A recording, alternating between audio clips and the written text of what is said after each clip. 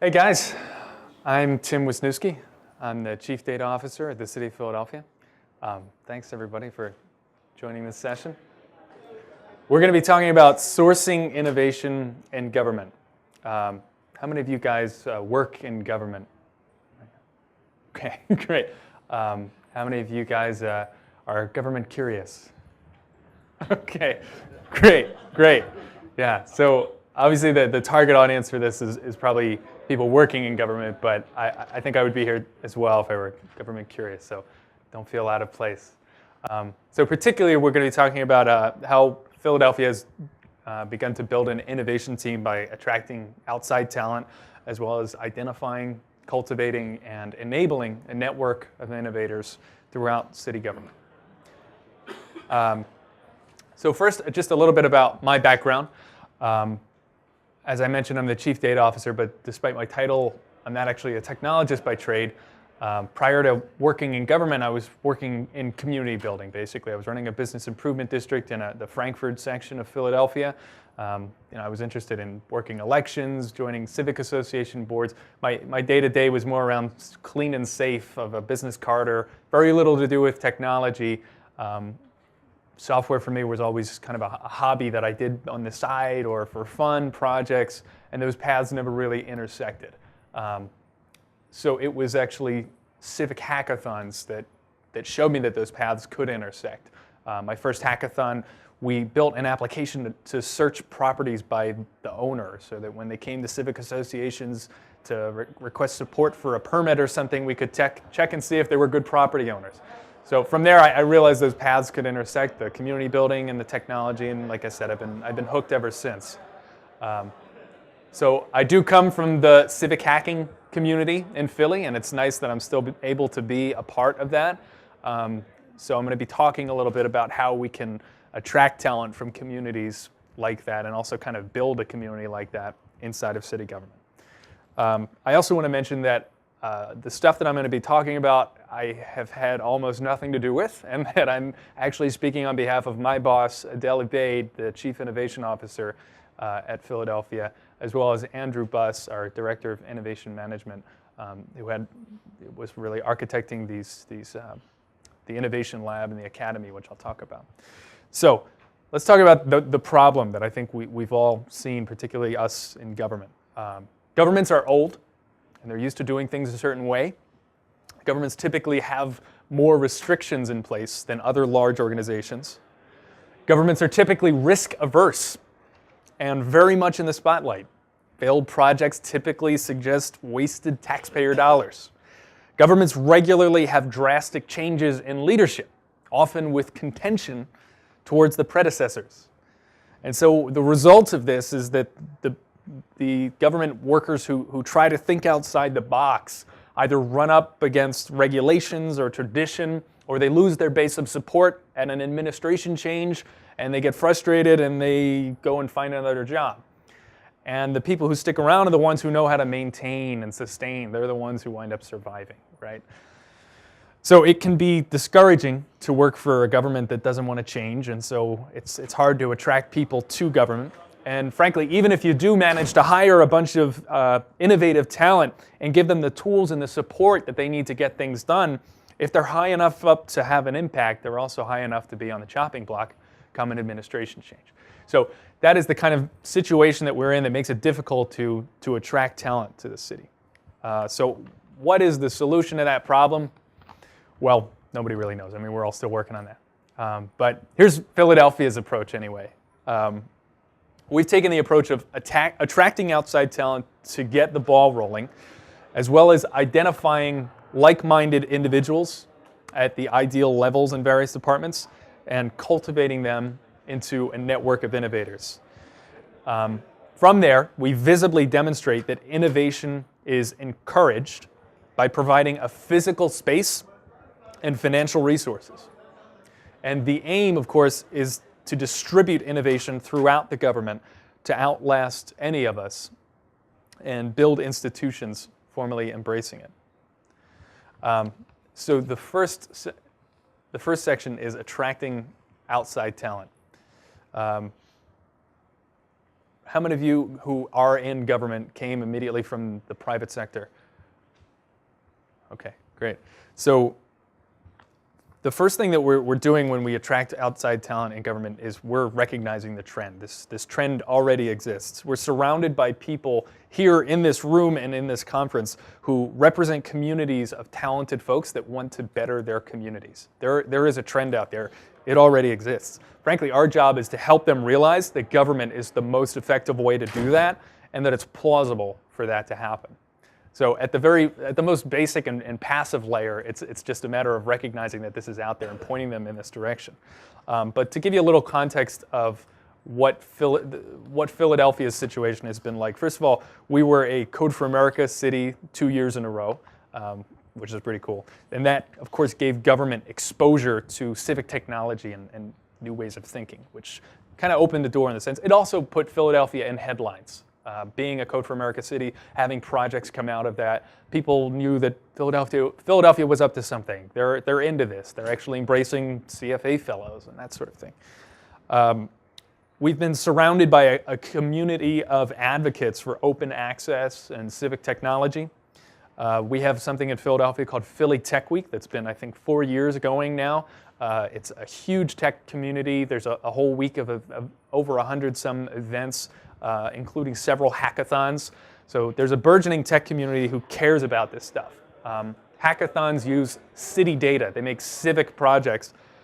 And we have regular meetups on open data and the digital divide. So what I'm getting at here is the context in Philadelphia was that there was a community around this stuff. People cared about it.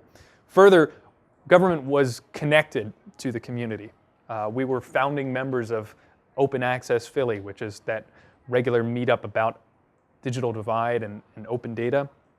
We've been attending hackathons. We give presentations. We release data for the hackathons.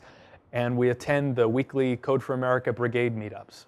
So this shows that Philadelphia, the government is actually a part of this community and cares about it and is engaged with it. And finally, the vision is out there. We have an executive order on open data. We have an open government plan. We do presentations. We have media coverage. And frankly, a vision was defined in the first place, which is important so that our innovation is not scattered all over the place. So people know what we're about, what we're trying to do. They know that we care about it. We're quite verbal and explicit about this sort of thing. And that all provides this kind of context for asking someone to come and work for us in an innovative capacity. From there, we try to talk about the plausibility of working for government. I think that many candidates assume that they'll be a cog in the wheel. They won't be able to get anything done, and they'll wind up maintaining .NET 1.1 sites. So it's important to talk about the idea that actually you can get things done here. We mentioned that, in fact, we're at a pivotal moment with the worldwide trend around innovation and civic technology. We're at a pivotal moment in that this is new for us, and by joining us, you have the opportunity to help us shape that vision and the direction that we take. Frankly, it may not be that way 2 years from now, and it wasn't that way 2 years ago. So this is like a really critical moment for any government that's just getting into this. It's setting the path, it's setting the direction, and frankly, it's setting whether or not it will be successful. And so that's the kind of time-sensitive nature of it. Further, we have the executive support right now to get that done. And again, that's the type of thing we may not have in 3 years, and we may not have had 3 years ago. I mean, it's a new thing, and things change, priorities change, administrations change. So that's another time-sensitive factor that we tend to reiterate. Further, this joining government doesn't have to be a career change. And I think with the types of folks at this conference with these kinds of skills, it's hard to ask them for a career change, especially in government where salaries are not always competitive as, say, Google or something like that. So the idea that you could come into government for 3 years and actually have an impact and help shape the direction and impact the entire city, that's huge. I think that's important. It's not quite a fellowship, right? It's a little bit more than that. It's like a fellowship where you can have more control over the direction and get more things done. I think that most cities benefit dramatically from fellows alone, and what is that, six months or something? And experience in government will help most career paths, especially the types of folks that we'd be talking to around this. And finally, we tend to point out that what you do in government is of higher profile, right? So you're affecting more people. In Philly, we have 1.5 million people. Even the idea of just helping someone in some department do their job a little more efficiently, you can work out that helps taxpayer dollars, that helps the city. There's not many jobs that are like that. The things that you do in government tend to have more attention on them. We get to publish our code as open source. We're not worried about intellectual property. The audience is everyone. There's just generally more attention to what you're doing in government, and that helps generate the appeal around attracting talent and helping them see that it's plausible. It's not just an opportunity, but it's a plausible one to actually make a difference. Finally, I just want to point out that it's one thing to tell this to someone else, but we also internally have to be open to change. I think that's most important. We're not, as I said before, we're not going to attract many folks to our .NET 1.1 shop, right? So a lot of these things we've been doing for a really long time, and we have to be open to the change. We can't just hire somebody and expect everyone else to embrace all of the new things that we're doing. We have to. It's a cooperative effort there. So that is how we've approached attracting outside talent. But of course, focusing on just a few people that you bring in from the outside is not really a sustainable thing. That's what I was alluding to before. So I think the really interesting thing here is how we have identified people in different departments throughout the city, and as I said, cultivating them and enabled them to innovate. And I know that sounds like a lot of buzzwords, and fortunately most of you work in government, so you're probably used to that. But I'm actually going to talk about what those buzzwords mean. So the number one is the Academy of Municipal Innovation. This is something that Philadelphia created about 8 months ago in partnership with Philadelphia University. It's a local university, obviously. They have an undergrad program in innovation, typically geared towards the private sector, but it was adapted for municipal innovation.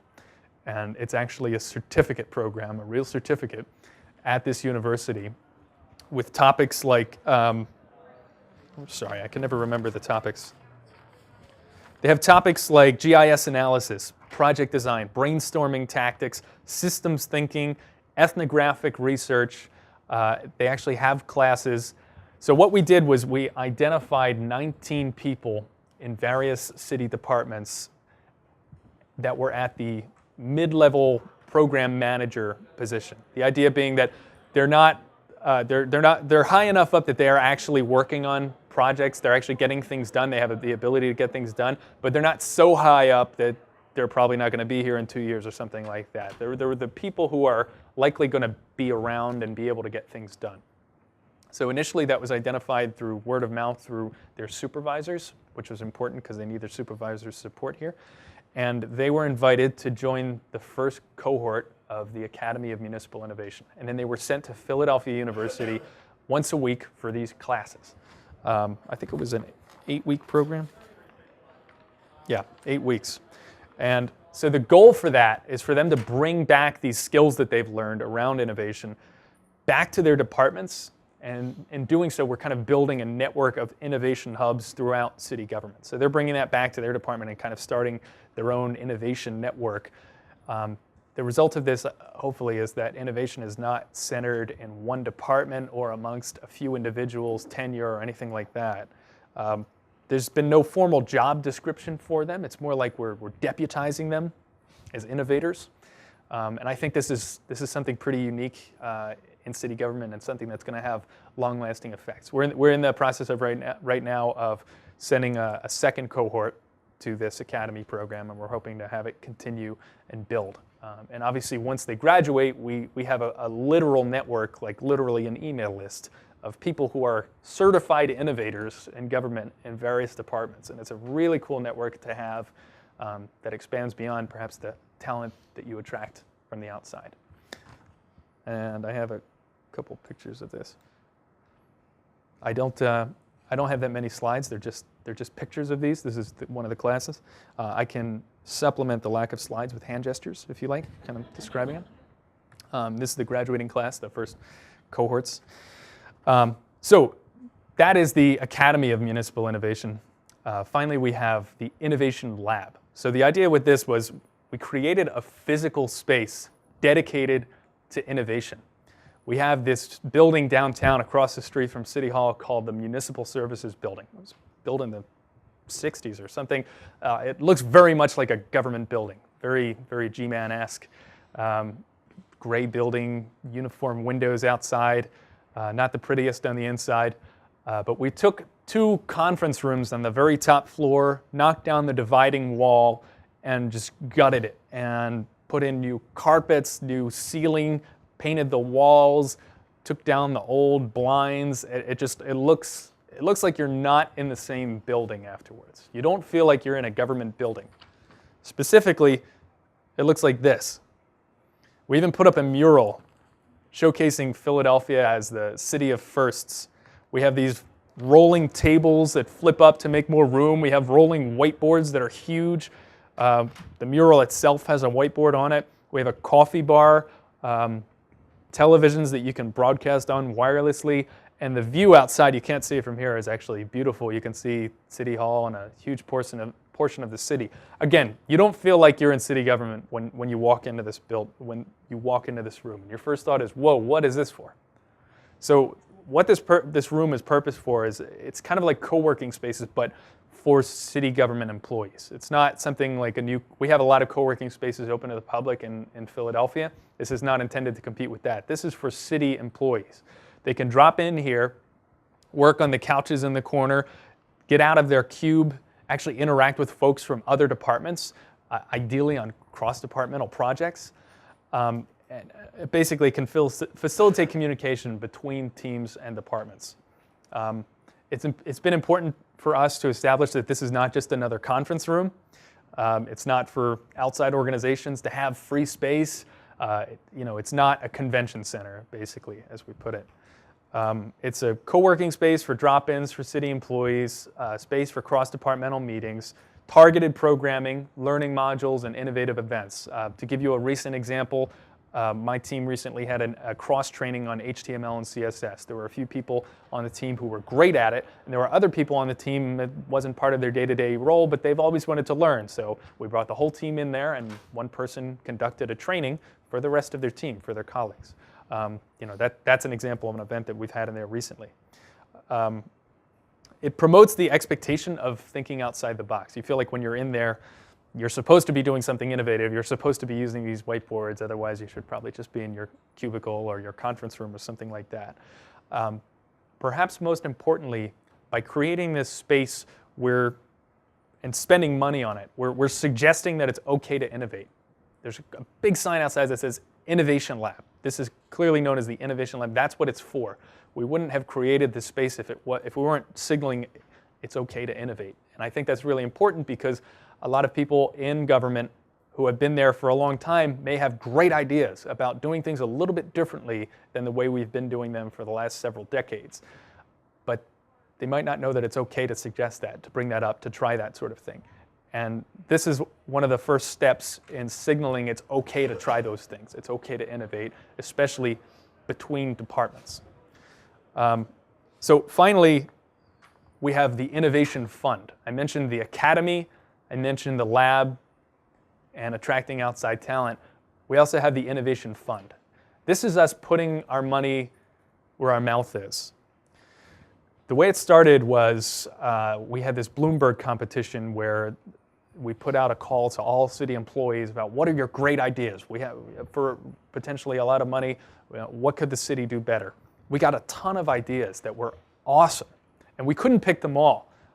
We picked some really great ideas, but what do we do with all the rest of these? And who knew we had so many great ideas from people who just happen to be city employees doing their regular day-to-day work?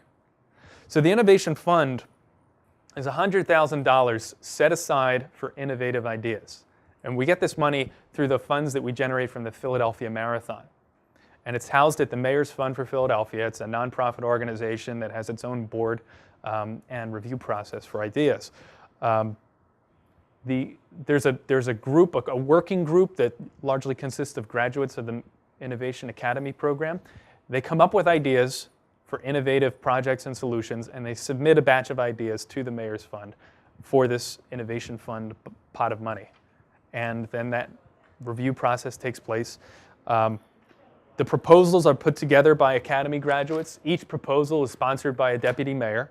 And as I said, by actually funding these things and setting aside money, we're really putting our money where our mouth is. Yeah, sure, Andy. How much money is the pot? It's $100,000. So the first round, we actually just recently submitted a batch of projects to the Mayor's Fund. One of the examples from it is something called Better Bail. It's electronic bail. It's a partnership with the University of Penn. From what I understand, the idea is that if you get locked up, someone has to come in person and pay your bail right now. And if someone's on vacation or out of the country and can't make it there, then you're stuck and the city pays for you to be in jail in the meantime. Better Bail, as it's called, would allow that process to take place electronically so that you don't have as much crowding and people waiting for it. So that's one example of a project that was submitted. There was a batch of them. Obviously, with $100,000, you could submit more than one project there. Sure. What did you do with the ideas? Did you post them somewhere that made them visible to others? You know, I don't think that we have done that. That's a good question. We did that recently with a cross-training set of ideas. We sent around a list of ideas for that, and we actually used something called user voice, where you can vote up and vote down the ideas, and had a collaborative way to come up with ideas. But as far as the Bloomberg projects in particular, I don't know that we posted those internally. I'll have to check. That's a good thought. So that's the Innovation Fund. Just to kind of recap, we talked about attracting outside talent, but also identifying talent inside and cultivating them, and then enabling them with a space and putting our money where our mouth is with the fund. And that's how we've been trying to create a team of innovators throughout city government that will outlast, hopefully, any of us. So, carrying on with the questions, we can certainly open it up to more. Hi. You said there were 19 individuals that went through the first academy, and you're going to do a second round soon? Yes, there were 19 individuals who went through the first round. How many employees? 19 out of how many? 19 out of about 27,000 employees. Yes. 27,000? Yes, absolutely. So how's that penetration rate going, and saturating those departments with those 19 people? I mean, how do you get past the naysayers and the resistance? So she asked, how is that penetration going? That's a great question. This is obviously a pilot. We started with 19. We're hoping to open it up further, but we're just not ready to open it up open-ended to anybody. We'd like to be there one day, but we're still learning. We're still learning how this goes. We had nominations go from the departments, so we're asking the departments to participate in this, which is important because, first of all, we don't know everything, we don't know everybody, but also we get the buy-in from the department. So when the person comes back, first of all, they're taking time off of their day, right, to go out once a week to these classes and not doing their normal job. But when they do come back and they have ideas, we don't want the department to say, get out of here. We want them to say, okay, well, let's see what you have.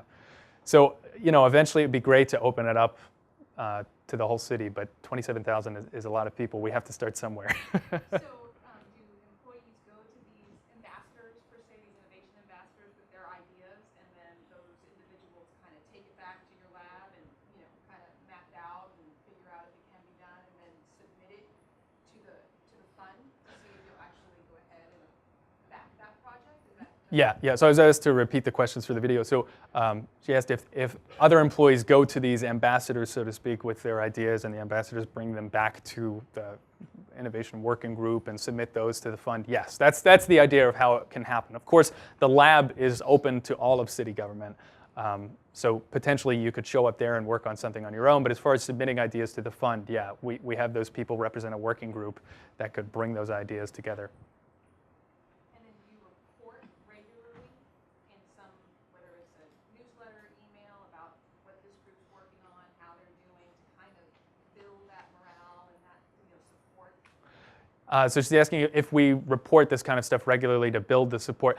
I think that's actually something that we could do better. We could spread the word about what the lab is for, who can use it, why should you use it, and what we're doing, and why it's neat and why it affects everybody. Yeah, Reed. So, I'm from Rollin, brigade captain, and I'm curious, you talked about your connection with your brigade. You're obviously an executive sponsor. Can you give maybe just one or two examples of how you've worked with the brigade to either make Philadelphia successful, the brigade successful? Sure, sure. So the local brigade does a lot of hackathons, which is great, and frankly, they don't need the city to do those. We typically are involved in bringing people to them, helping spread the word, and often we'll bring new data sets to them, which is pretty exciting because it gets people to come. A couple months ago, there was an event called Eco Camp, which is around the environment and sustainability. It was a set of workshops, hackathon, and an unconference. And we saw 5 different departments release 15 data sets specifically in time for the event. Another upcoming example is actually in the lab on October 9th, I believe. The local Code for Philly CFA Brigade is going to be hosting an event in partnership with the Ethics Board in Philadelphia. The Ethics Board is releasing lobbyist activity data, and they wanted to bring people who will use the data together, and I'm talking about journalists as well as technologists, into this space to talk about what the data means, how to use it, how to not misinterpret it, hopefully, and then it will be immediately followed by the Code for America weekly meetup where people will actually hack on it. So hopefully that's an example to your question. Fantastic. Okay. Sure. I wanted to say it's worth noting in Philadelphia, Tim and the innovation team in Philadelphia are regular attendees at the brigade meetups. And in fact, the CIO and the managing director, who's effectively the COO for the city, have also been there. So if you're a brigade and you want to get better ties with your city, invite them to your meetups because like in Philadelphia, they'll probably come. Yeah. Thanks, Mark. Yeah, it's a good idea. Hey. I see that you guys are doing a lot of promotion of innovation, but what we found is that a lot of times the innovation kind of gets stuck in a department. So how do you promote that innovation once it's like, hey, we innovated and a department gets ownership of it? How do you promote that innovation throughout? Because I mean, our feeling is that normally what happens is we get one department and they're like, hey, you can get other departments on board too, and they're not interested. They're like, that's just going to be another headache for me. So how do you get it once a department says, hey, this is working for us, it's going great? How do you get that to kind of go throughout the organization? That's a good question. I mean, I know the theory of it, right? Because a lot of this stuff is still theory. So in theory, we have somebody in the department who's into this stuff, right? And hopefully the academy is providing that, sort of the ins at the different departments who will advocate for innovation within their own department. And also we're actually bringing money to the table through the fund. So it's not something that we're just asking them for money for. That's the idea. As far as how it plays out, yeah, we're always going to run into different types of resistance, especially when we're asking people to work on it. I guess like in the same kind of alignment, like it seems that sometimes even the different departments are using different software to do the same thing or same kind of goal. And then even that selection process is there a way where that can be more like diplomatic, or I guess, or? I think I understand what you mean. Can you talk a little bit more about it? Just in terms of like, sometimes with us, we're selling to government, and what's happening is that we'll talk to one department, and they love it. Meanwhile, another department's using another solution, and rather than them say, then our department say, hey guys, this is what we're doing. Another department say, hey, this is what we're doing, and kind of come to one solution. What's happening is that different departments are kind of forming their own solutions. That's a great question. That sounds very reminiscent of government. Yeah. I don't think there's a one-size-fits-all solution there. Retrofitting stuff, that's a huge undertaking. Hopefully through this type of thing, we're not necessarily coming up with all the solutions, but we're providing the space for the people in those departments to bump heads and realize that they're using competing software, that they could be, getting economies of scale out of using one piece of software, and telling them that it's okay to think outside of that and try to consolidate. That's the idea with this. Does that answer your question? I mean, it doesn't make the really hard stuff really easy, but it's a step. Yeah, Greg. Do you want to take a shot at defining what is innovation? I knew somebody was going to ask that. I did it. I went there. I did this thing. I think it can mean so many different things. So maybe just in the context of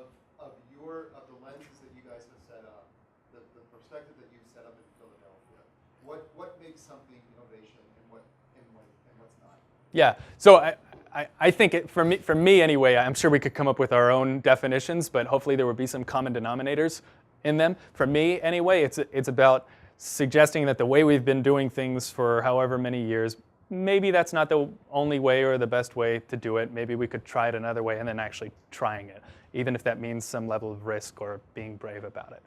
I mean, I think it can be as simple as that. It's not always to do with technology, if that's what you mean. So given that what I heard you say was something that we've always done, we're now going to look at it differently and try a different way of doing it that may involve some risk.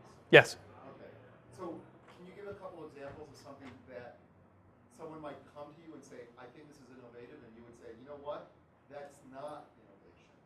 What would be an example of something that's not that, or would it quite fit your bar, fit your criteria? Well, I may be a little biased, but perhaps this really expensive piece of software that's really old should be replaced by this really expensive piece of software that's already practically obsolete.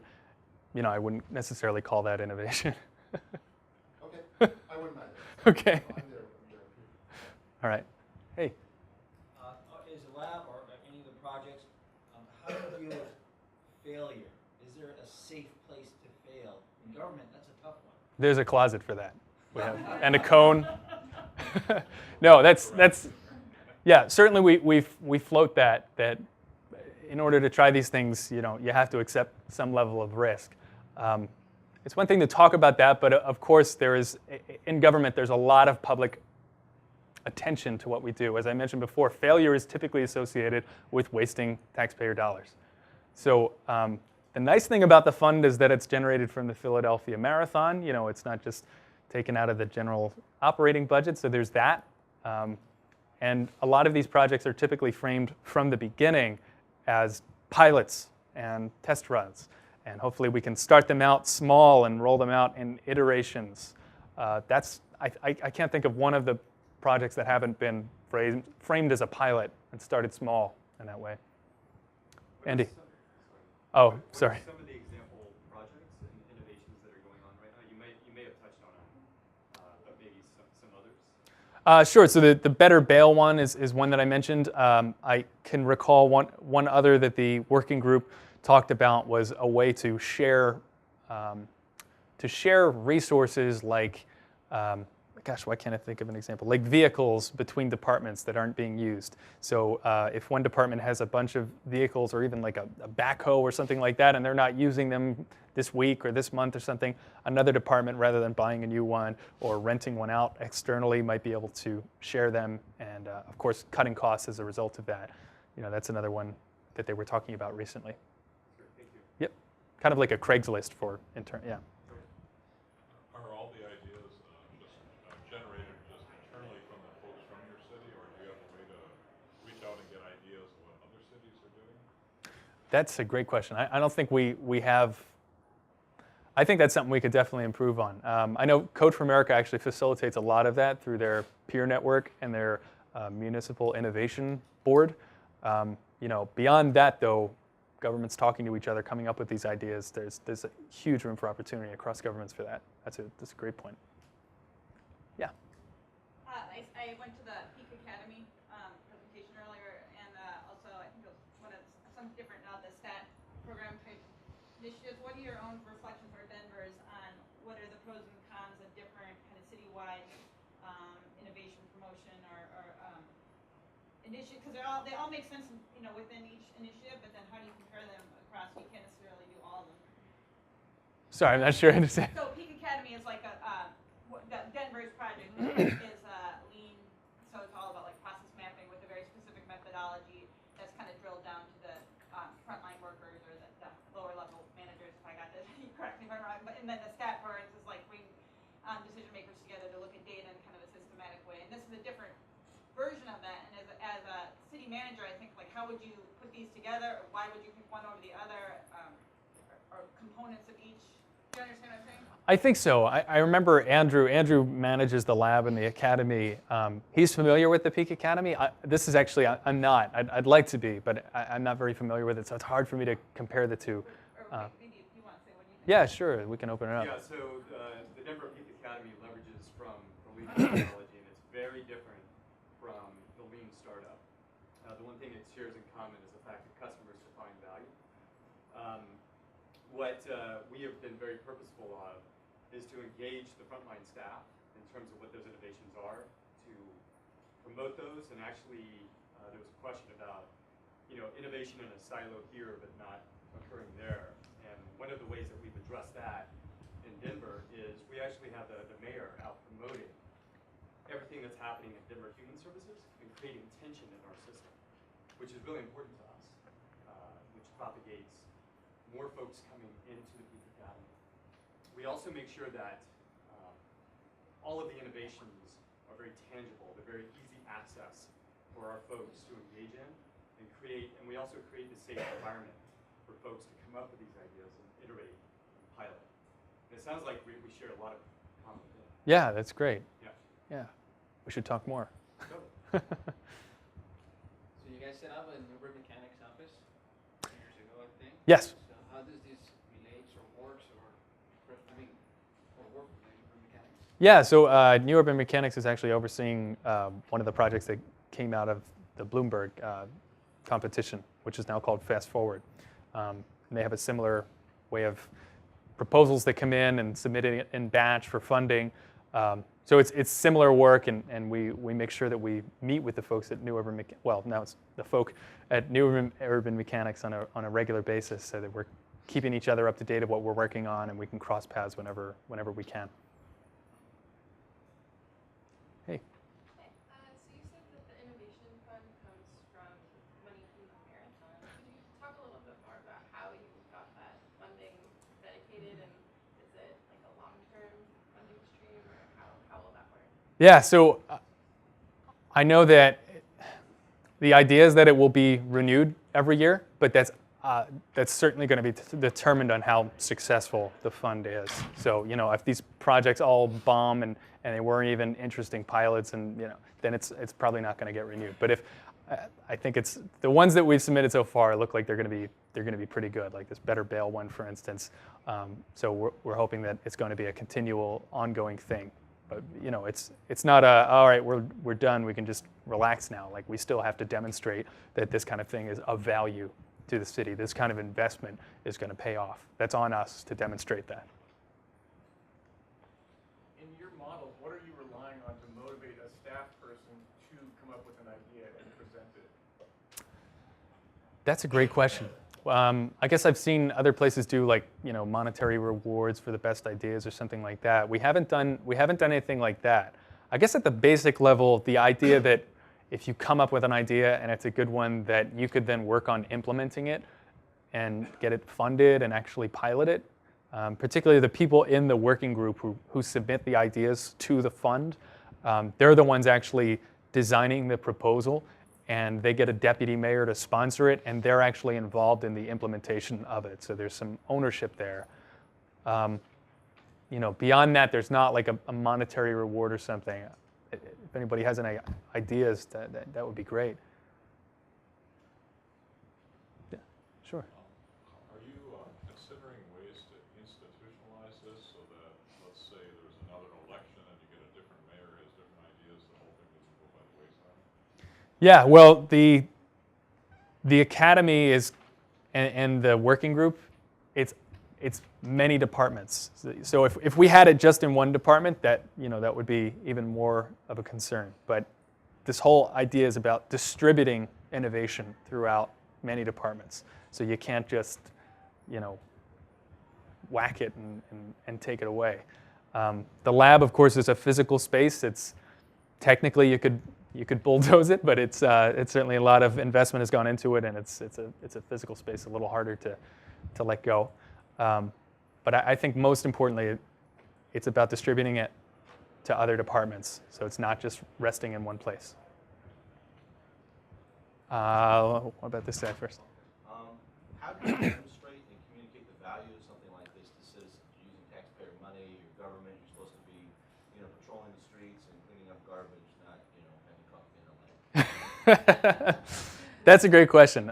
Hopefully our press office can help us with that. I think that the projects that will come out of this will hopefully demonstrate that. A lot of them are just with a 1 or 2 sentence explanation are like, oh, that's cool. I never thought, never thought about that. That's pretty neat.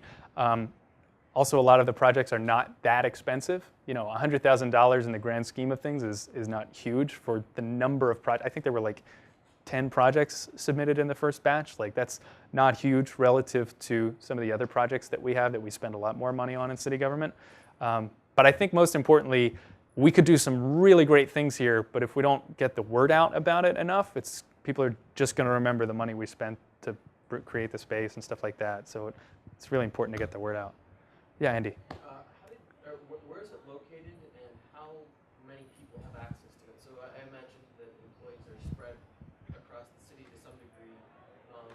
Probably only the ones that work in that building are likely to be able to use the space. So where is it located, and about how many employees work in that location? So it's located kind of in the middle of the city buildings downtown. There's maybe 5 in the nearby area, and then there's a couple more blocks away. Any of those employees would be able to access it, but because it just launched a month ago, we're trying to get office hours. Basically, we have people who rotate in there, so there's always someone in there so that we can leave the doors open and not worry about like the equipment and laptops we have in there. The floor is also open to the public, so these are the logistical details that we're still working out about access. But it's not limited to just people who work in that building. I don't even work in that building, actually. I'm about a block and a half away. But it's an easy stroll. We even have an underground tunnel. I'm not going to expand on that. I'm just going to let your imaginations go. Yeah? Maybe you said this, but is there a restriction on the use of funds? Is there a restriction on the use of funds? What do you mean? You cannot hire somebody. You cannot buy new hardware. Or is it unlimited? Yeah, so it's there's a board that is at the Mayor's Fund for Philadelphia that oversees all kinds of grants. The Innovation Fund is one of the funds that they oversee at the Mayor's Fund of Philadelphia, but every proposal that goes to them has to be reviewed by that board. So we can't just submit anything and expect it to go through. So anything's possible. I don't know about that. Basically, what I'm saying is, if we were to propose some crazy idea that doesn't make any sense, the idea is that that board would recognize that and not let it through. There may be restrictions beyond that, but they're a nonprofit and they're not technically a city part of the city. So it's a little interesting. I think we had one in the back there. Are all projects submitted from staff from the ground up, or are you ever directed by certain executives or board members to work on a specific challenge within the city? That's a great question. We haven't been directed yet, but I mean, I wouldn't be surprised if that happened. Certainly, having this many people, innovation certified in one room with one network, I imagine if I were in that position, I would want to reach out to them with all kinds of questions. But it hasn't taken over or hijacked the funding process or anything like that we have seen. So far, they've come from the ground up. So I think we have like 1 or 2 minutes left. We can take a couple more questions. I think you had one more? Yeah, could you elaborate a little bit more on the criteria that's being used to evaluate the different projects to determine which ones are being funded? Like, what are the chief objectives that they're using? Man, I didn't think to ask that ahead of time. I'm sorry. I'm not actually on the evaluation committee. I tried to get as much information about that ahead of time as possible. But if we link up afterward, I could certainly forward that to you. I imagine it's about like making sure it's pilotable and it's doable for a small amount of money, like that you can actually test it out before rolling it out citywide and that sort of thing. But beyond that, I'm not sure what the criteria are. I'm sorry. Yeah. So as a city employee, I can see a lot of my colleagues sort of rolling their eyes at this. So did you have any situations or cases where you may have had some staff or employees sort of originally come sort of cautious about this, but change their minds over time? How did that happen? Yeah, actually some of the attendees of the academy were the type that were rolling their eyes like, oh, innovation, what does that even mean? And all this kind of stuff. But actually, apparently going to Philadelphia University, who they're not new to this. They're not new to giving someone a degree in innovation. Apparently going to those classes and actually running through these exercises and learning how to do that and seeing the results of that changed their minds. Like they're actually into it now. So the curriculum is important. I don't think that if we were to teach this curriculum, I don't think it would have the same type of success. So going to an external partner Yeah, who knows what they're doing with this stuff. Yeah, it did. In retrospect, it did. That we saw that. It's a good question, though. Yeah. Just a more like logistical question, and I'm sorry if I missed this. How did you guys get the funding to like sort of renovate the space, to create the space that we're looking at? Resources, maybe. Yeah. So I believe the funding came out of the Office of Technology's operating budget.